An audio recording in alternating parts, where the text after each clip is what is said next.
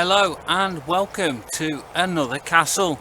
This time we have come to Gwrych Castle, which is in Abergele near Llandudno.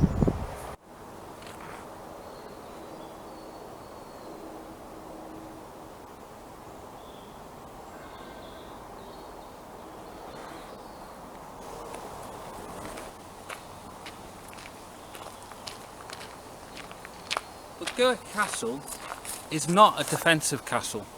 It was actually built as a country manor house, and it wasn't completed until 1825.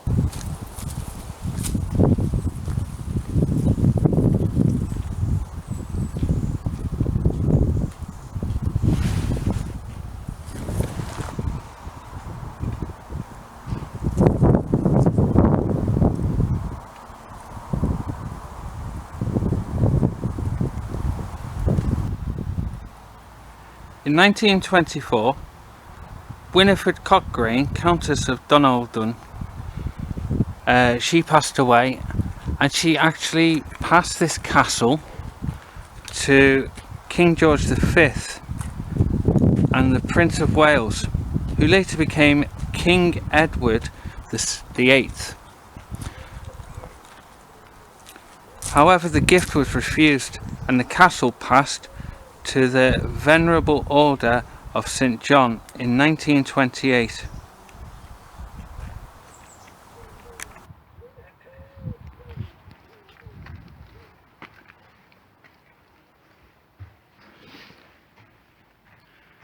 This is one of the few parts of the castle which are actually open to the public. Most of it at the moment is actually in ruin. This is the Countess's writing room.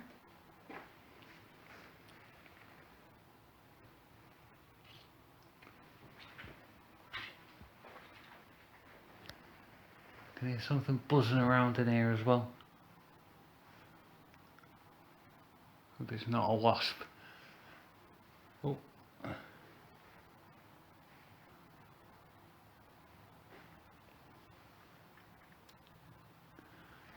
Quite a nice little room.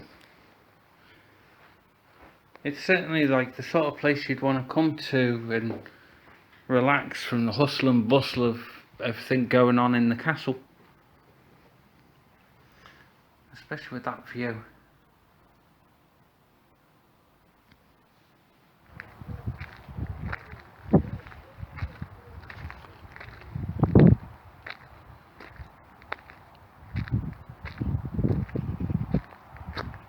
That view is absolutely amazing.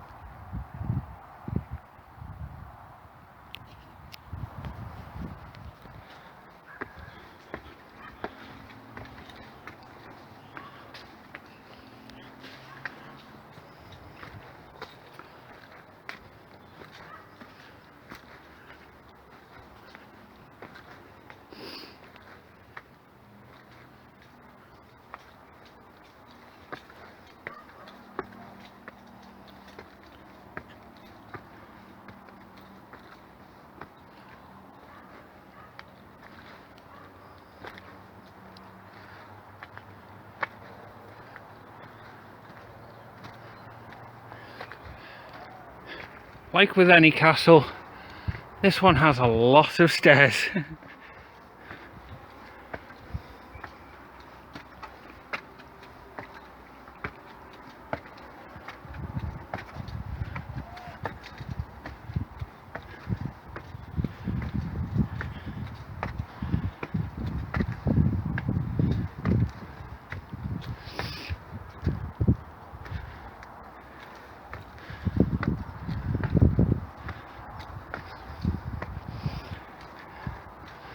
This looks like a stone statue of Santa Claus.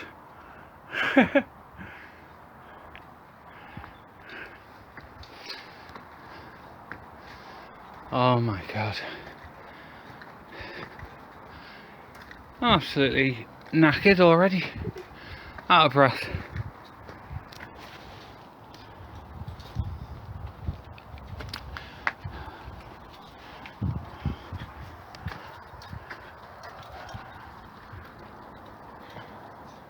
Must be a drainage Now for the last 12 months this castle's actually been owned by the Gwrych Castle Preservation Trust. Before this it didn't really have much of an ownership as it fell into disrepair. The whole castle was vandalised and looted. There we go, we're actually at the top of one of the towers.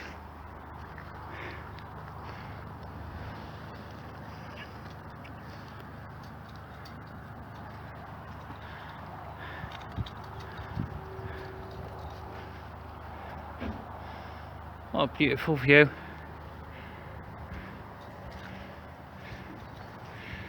So for the last 12 months some of the rooms have been restored, and the intention is to actually restore more rooms. Wow, I know there's diggers and everything, but like, you know, they're doing all the grounds and that. So guys, this is incredible. We've just walked through this gate here, and you know, I didn't know whether this is just a worker's yard or what, but we come along, you find that like obviously gated up, so you can't go in that tower. But look at this, that is just beautiful. You'd have to have some money to build something like this. Imagine living in this. I know I'd be having lots of parties. Okay, so I think we're just going to leave Amy here for a bit while we just go off and explore. See you later.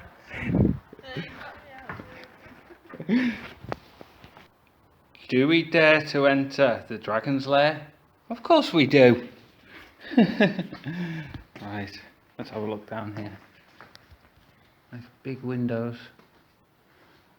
It's a shame really, because these probably would have all had stained glass in them at one point. Obviously it's all been lost. I think these are just perspex now. And they obviously do like a hunt sort of thing. What's it called? Orienteering?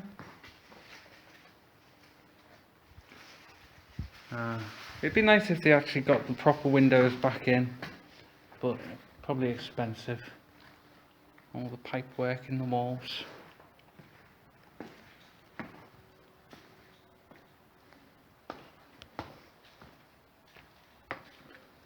The marble staircase. Well, it's not this one. I wonder where that is then. Is it this? Ah, okay. So I'm guessing that would originally have been that? Possibly.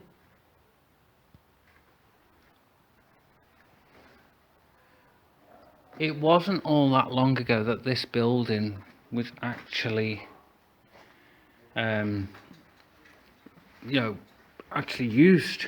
1985 it was used up until. So here we go. According to that, so beyond this would have been a doorway, and there would have been bedrooms through there. I wonder what is in here.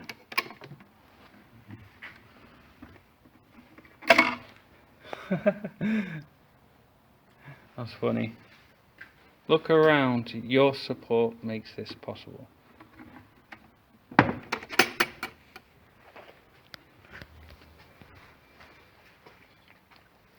So this part of the building, although it's still open now for people to come and have a look around. Oh wow. The old wood for the walls. I wonder if that's original.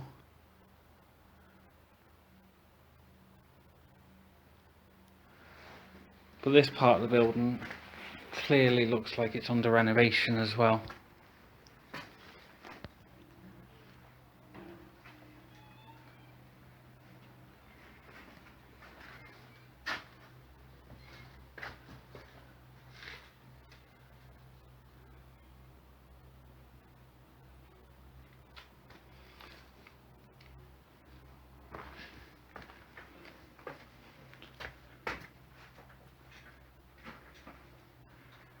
I'd say follow me on Instagram, but I haven't got Instagram.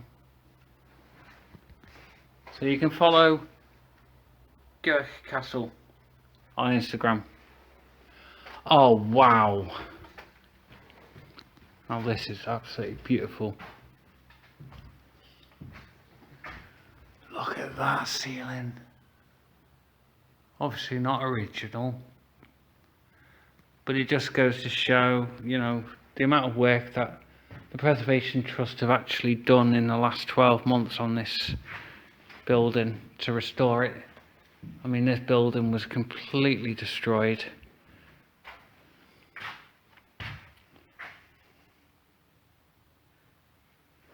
There we go. That was his birthday party in this castle. Notice none of them smile. 1895, the castle staff.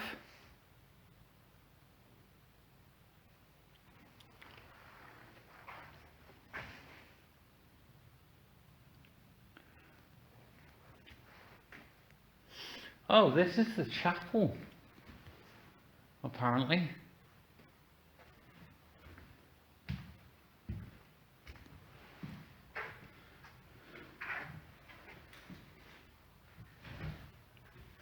That's Mercury.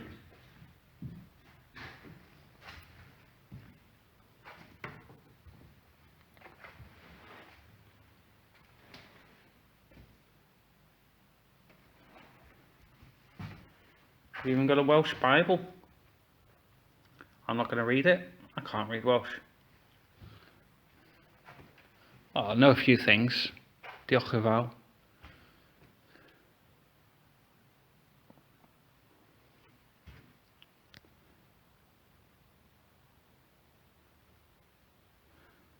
So they've actually got plans there to rebuild the conservatory.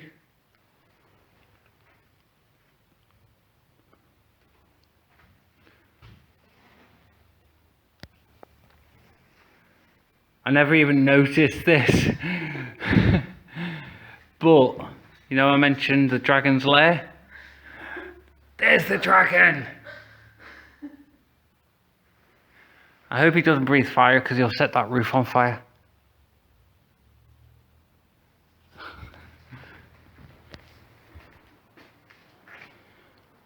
Okay, so this room would have been the bakehouse, and I'm assuming that that is where the ovens would have been.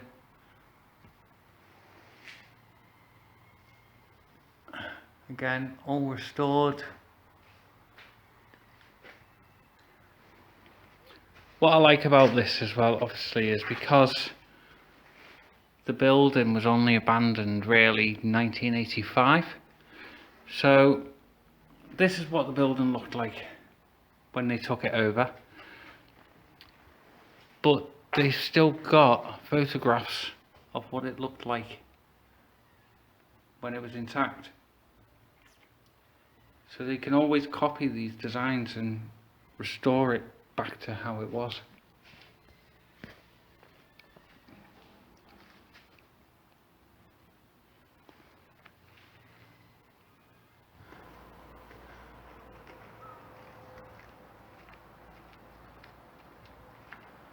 Wow, this castle just seems to go on forever.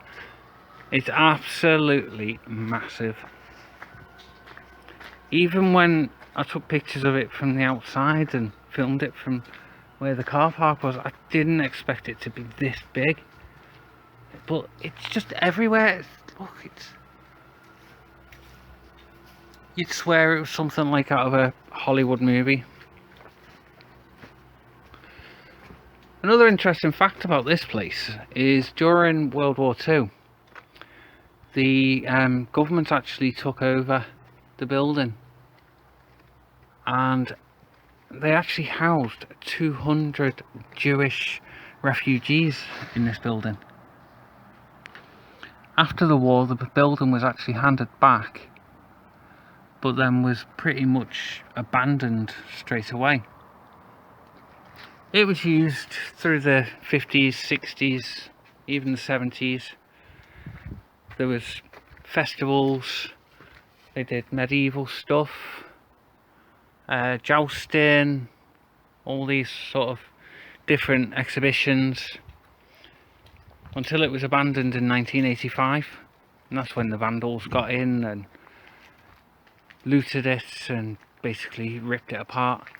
So it's crazy to think that only not even 35 years ago this building was actually fully intact and in use, and now look at it. But hopefully it will be fully restored again soon. But oh, this is just amazing. So this was the stables, as it says there, and it's quite a big part of the building, this. I mean, it goes all the way back there. Now you see these round circles in the walls would have been, there would have been a cage just sort of like round the edge of it there, and that is where the hay would have gone to feed the horses. And you can just make out as well, they must have, like, you know, tied the horses up on these loops and things like that. I'm assuming that the cages would have been sold for scrap by the looters. But yeah, I wonder how many, I haven't counted, but there would have been a lot of horses in there, I reckon. There's at least 1, 2, 3, 4, 5, 6 there, and then it goes off over to there as well. 7, 8, 9, maybe about 10 horses.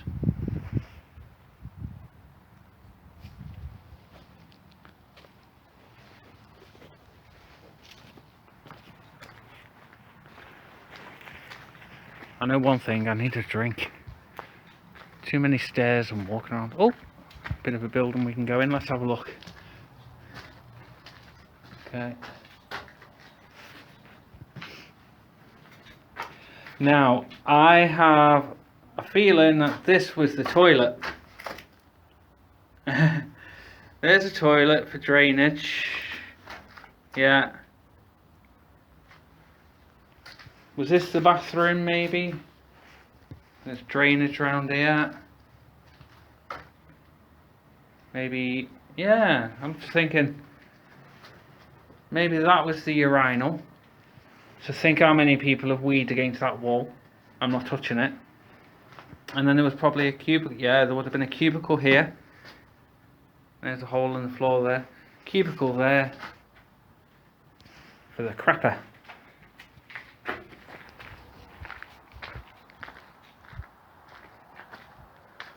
we go.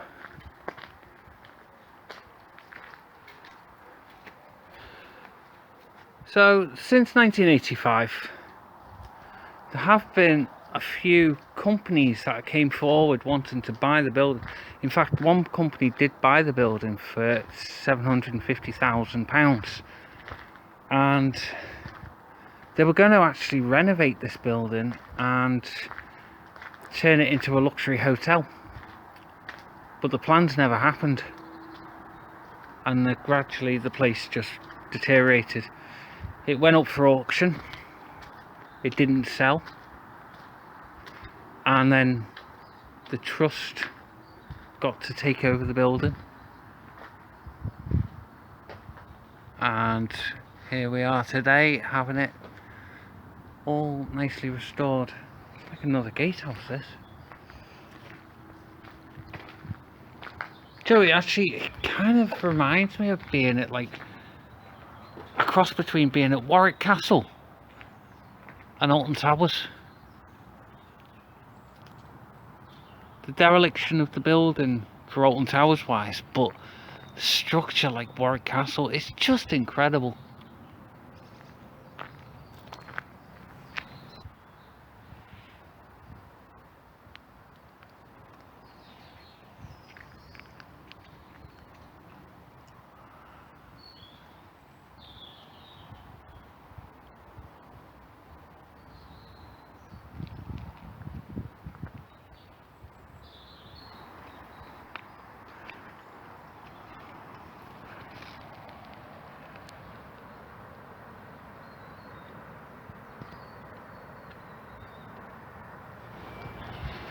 Right, well, We've actually been here for hours.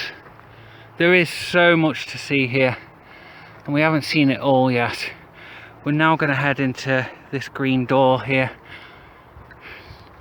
which is another part which has been restored. Unfortunately, there's not really any like proper towers that we can go up at the moment. They haven't been restored, but there is a plan in place, and a lot of that area there is currently under restoration. All the bedroom areas and staircases and things are all being restored with lottery funding. Now let's see what's happened in here. Okay. Oh, we've got logs. Okay. Now obviously this isn't you know, friendly for disabled guests, but there's not much they can do about it. So this was the gardener's mess room, so I'm guessing the gardener would have stored his tools and things in here. Nice and cozy with his log stove. I'm assuming that still works because there's ash in the bottom. Big wardrobe.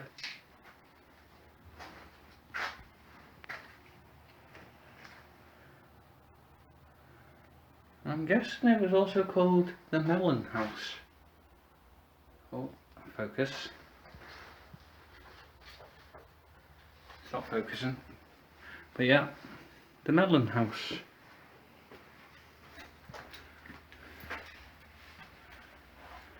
Picture of the formal gardens.